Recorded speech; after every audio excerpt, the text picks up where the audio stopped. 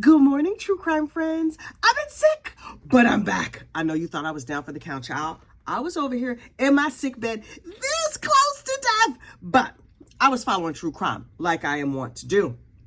Child, these cases out here. Okay, first and foremost, Michelle Triconis. The Michelle Triconis case started yesterday, which was, what's today? Today is Friday the 12th, January 2020. What year is it? 2024. Okay, great. So I was like, got my cup of coffee. I was all logged into the 13th juror. I'm perched. I'm watching this true crime with Brandy Churchwell. I always want to call her Brandy Gladville. No, Brandy Churchwell. Brandy Nicole. And I was like, okay, they didn't have opening statements. Excuse me, prosecution and defense. How am I supposed to prejudge this case and decide what I think about it if there are no opening statements? At least give me a summary of what you intend to prove. But okay, no opening statements. They just went on to the first witness. And I was like, ow.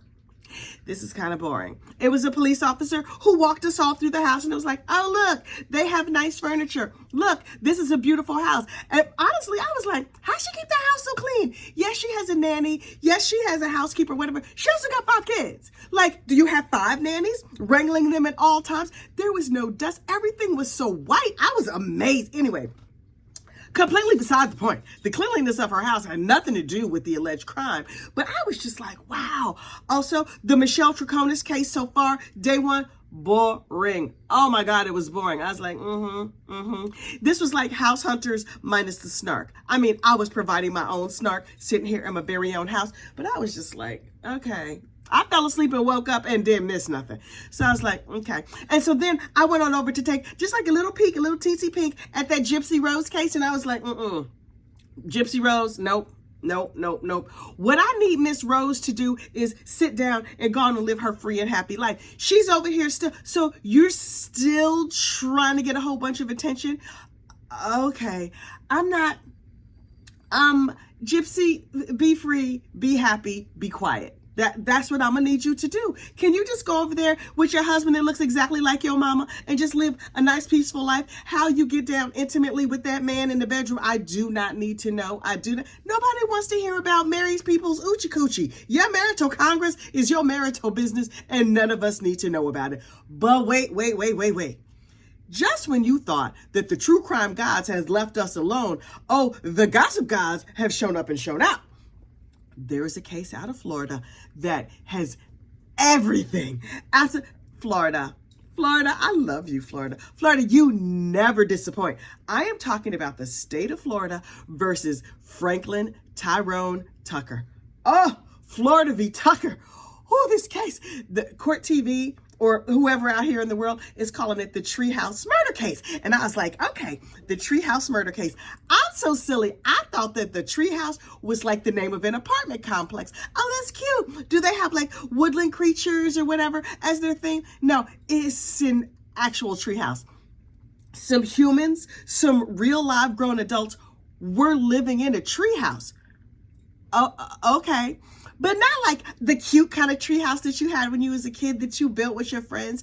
This was like a crackhead treehouse. And I understand that we are not allowed to call crackheads because that's politically incorrect. Can you call it crack? Somebody needs to get back to me on like what the etiquette is around crackheads. But we just gonna call them narcotics enthusiasts. Okay, so this is what happened. Some narcotics enthusiasts were living over there down here in Key West, Florida, in a treehouse, a legitimate actual treehouse. It was like a platform and then some stairs and then like another platform and some stairs. It was a couple levels and people just lived there. It was Florida, so I guess you could just live rough like that, just out in the wild. I guess that's better than sleeping in a park or whatever. I don't know. And they had tarps as walls. Okay, so here now there's like what the state said happened and what the defense said happened, and this story is a little bit complicated. Hang on, I done talk my throat dry. I might need a lot of moisture for this case because it's a lot to explain. So look, I wrote down everybody's name. What's her name? Paula Belmont was in sales and marketing of narcotics, and she was living over there at the treehouse. Then her little friend showed up one morning and was like, hey, Paula girl, how you doing? And she's like, hey. He had himself a breakfast beer. Okay. As you do if you live in Key West in a treehouse with other narcotics enthusiasts. So the state was asking him, asking the friend, so was Miss Paula having a beer? He was like, oh, no. She wasn't drinking. And I was like, that is because Paula is a lady. Yes, she is in the sales and marketing of narcotics, but she is obviously still a lady. She's not having beer for breakfast. But then the state asked another question. And I was like, oh, we got more information. The state said, was there anything else you were doing? He was like, oh, yes, we were smoking crack. Breakfast crack. Okay, so Paula and her friend were enjoying some nice breakfast crack, relaxing. The friend was sitting in a chair. Oh, y'all don't, there's chairs in the treehouse? Okay, so, okay, fine. He's sitting in a chair, and around the corner comes two dudes, a big dude and a little dude, but both of them are wearing gloves and masks, like, I guess some sort of stocking cap or whatever, but it had a skull on it. So they couldn't see anybody's face. So these two dudes come in and they're like, give us the money, give us the drugs, talking to Miss Paula. And Paula's like, help, help. The two dudes start beating up the friend and Paula. They getting punched and Paula gets her neck cut. Ouch. But she was obviously anesthetized from the breakfast crack. And so I think maybe she wasn't really feeling it. I'm not sure how breakfast crack works. So anyway, so Paula's like, help me. And the friend was like, well, then give them the money. That's all the help he could provide. Okay.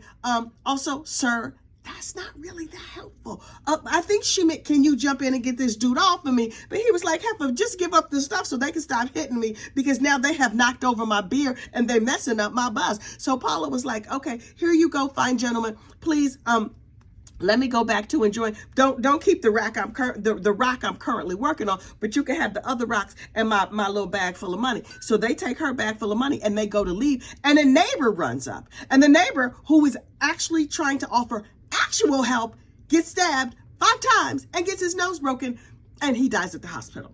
That is tragic. So these two robber dudes had come to the treehouse with a getaway driver. As soon as the getaway driver starts hearing all this yelling, he speeds off.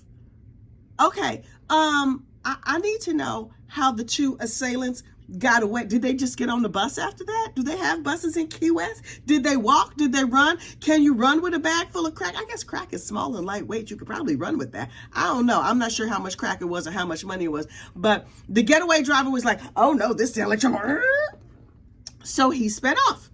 I don't know how these Mamalukes got caught. Everybody was high in this story. Drunk, high, out of their minds. And I was like, okay, how did this even come to trial? So the poor gentleman lost his life in this trying to help out a friend. Paula survived. I would imagine that the crack helped her relax enough that she was just like, oh, this is uncomfortable. Could somebody, let me get another hit on that rock, and then I'm gonna go to the hospital and get some stitches or whatever. Okay, fine. And so they were like, Paula girl, who stabbed you and who unalived your friend? And she was like, it was these two dudes. It was Detroit Wilson. His name was Rory Detroit Wilson. Okay, Detroit, we see you. Mr. Wilson went to trial and got convicted. And everybody was like, yep, it was definitely Detroit. The question is, who was the second guy? It's unclear who the second guy was. Now, the state is saying that the second assailant in this situation was Franklin Tyrone Tucker. First of all, I was not aware that white people name their children Tyrone. But fine, they call him Ty. So Mr. Ty Tucker gets arrested. And apparently the unaliver was like, it was not me who did the stabation, it was Ty. The driver who sped off was like, Ty promised me a tank full of gas if I drive them to the treehouse to get them to rob these people. But you know, I had to speed off. I wonder if he got paid his tank of gas. Did he get like half a tank of gas and then they was gonna get the money and give him the other tank, half of the tank? I don't know how that worked. Anyway, so the two people involved in the crime both pointed their finger at Ty. And Ty was like, it wasn't me, it wasn't me. Yes, I was drunk that day. I was so drunk, I don't know where I was or what I was doing, but I am absolutely confident it was not me. Ty, based on that story alone, I was like, I don't really think I believe you. But okay, we're gonna let this go to trial and see. So Ty is sitting over there in jail. And of course, it's Florida, so this was all on the news or whatever. Ty has an old friend from high school, and she saw him on the Facebooks. And so she was like, oh, let me reach out to Ty. Ty, baby, I see you got arrested. And he was like, it was not me. They said I was there. It was not me. His old friend from high school was like, this does not seem like you. So they started talking, and they were having a lot of jail phone calls. His little friend from high school, she's a multimillionaire. If an old friend from high school gets in touch with you, this is the old friend that you want to get in touch with you. And so she was like, you know what? I believe in your innocence. I remember when we was kids, you were not stabbing and robbing and whatever. Yes, you might have been an alcoholic back then, but I don't think you are the kind of person who would unalive somebody. So what I'm going to do is I'm going to be your girlfriend. So they start talking on the phone all the time. And then ultimately she gets banned from jail phone calls because she keeps flashing her boobs on the jail. You can't, apparently, boobs are not allowed on the jail video calls. I didn't know. Maybe she didn't know either. But she was just like, I love him and I want him to see my boobs. So she sounds super trashy. But okay, fine. You want to flash your boobs on a jail phone call? Mind your business. Yes, she is a mother of 5. She apparently is also the co-founder of CrossFit. So I'd imagine that they were good boobs, probably like all cross and fit and whatever. So she's like, I will bail him out. And if I cannot bail him out, I will marry him there in the jail. So finally the state was like, if you put up your house, we'll let you bail him out. And she was like, great. So this dude went from being homeless to living in jail to living in a multi-million-dollar house over there in Oregon with a lady with purple hair and a lot of tattoos and millions of dollars and her 5 kids.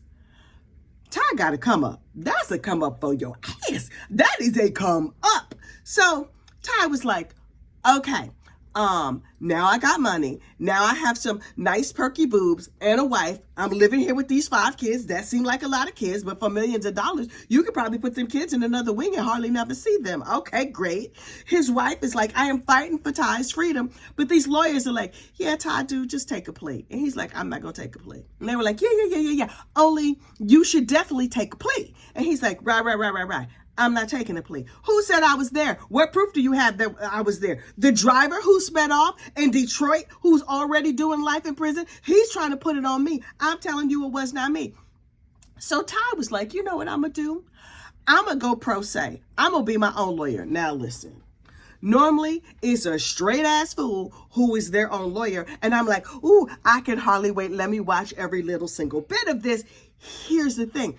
Ty was over there in the mansion. He was doing a CrossFit. I think he also might have went to law school. He clearly got sober, got some teeth in his head. He's lean, he's fit, he shaved his head, got a good suit, and he's up there in Florida lawyering his behind off. I was like, oh, Ty come through, my brother. So he's up there and he's just like, Your Honor, blah, blah, blah, blah, blah. Legally, law stuff. And he's up there running the whole situation. He has filed cases against, filed complaints against all the people down there in Florida, down there in Key West. And the prosecution is objection to things he's saying. He's getting the objections overruled or whatever. I was like, look at Ty. Ty is a whole lawyer.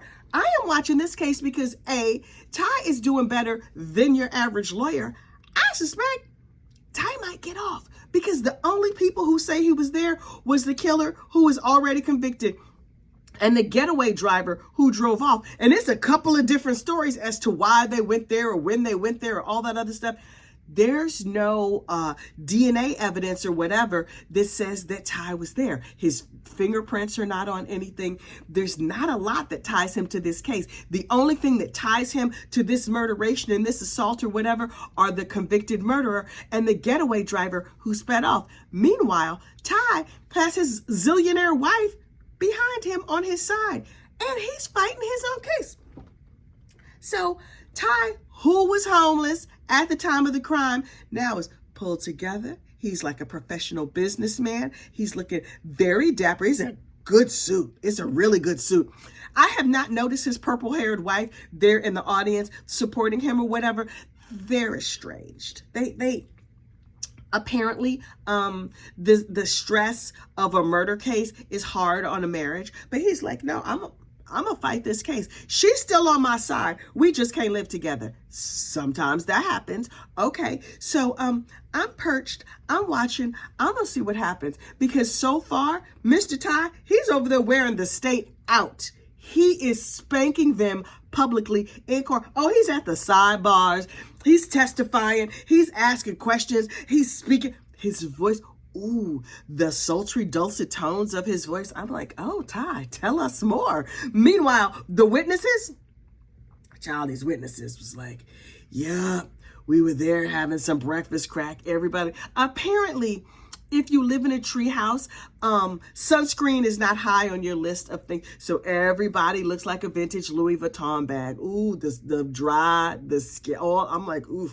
And the victim, Miss Paula, who was stabbed, she was the lady that was having the breakfast crack that they took the drugs from. She's sick. She's in the hospital. This crime happened in 2017. Honestly, I'm surprised most of these people are still alive. I thought the narcotics enthusiasts who lived out of doors didn't live that long. She's in the hospital, Miss Paula. The woman who was attacked is testifying on Ty's side. She's on the defense's side saying, I don't think it was him. Prosecution, what y'all doing? The victim is saying it was not him, but y'all saying it was? Okay. Something tells me this is probably not going to go that good for the state of Florida. But state of Florida, now we watching you. The eyes of the world are upon you. The eyes of me and my gossip friends are upon you. We gonna keep a close eye out on y'all. And we hope Miss Paula gets well soon and gets out of the hospital. They're trying to set it up so that she could testify on Zoom from the hospital. Okay, we just hope she stays on this side of glory long enough to give some sort of testimony, because I want to hear what she has to say. Also, what's she in the hospital for? Did they let her put her teeth in for her to testify? Because a lot of these people, they not in touch with their teeth no more. But Mr. Ty, oh, his teeth are there. He's fit. He's slim. He's looking kind of good. Okay, I'm not one to lust after another woman's husband to her face. But he's not really my type. But he's not a bad looking man. He could get it from somebody, not from me, but he could get it from somebody. Hopefully his wife. I honestly hope they get back together. But if they don't, Ty's not going to have no problems finding himself a new woman. Also, he might go over there to that Kim Kardashian law school and just get himself a law degree, and he could be his very own lawyer, because I get the feeling Ty might win this case. I'm going to be watching. I'm going to be keeping an eye out. So you keep your eye out on the state of Florida versus Tucker down there at Key West. We're going to see what happens. Now, you know I'm going to need a nap, right? Because I'm still like a teensy bit. I'm going to need a nap. But it's good to see y'all. It's good to be back. Like this video. Subscribe to this channel. Oh, we're almost at 5,000 too, apparently. Somebody just told me we're almost at 5,000 subs. That's so cool. I'm not here for the subs, although I do enjoy them very, very much. Okay. Y'all have a great, safe day. I'm going to have to go take a nap now. Bye.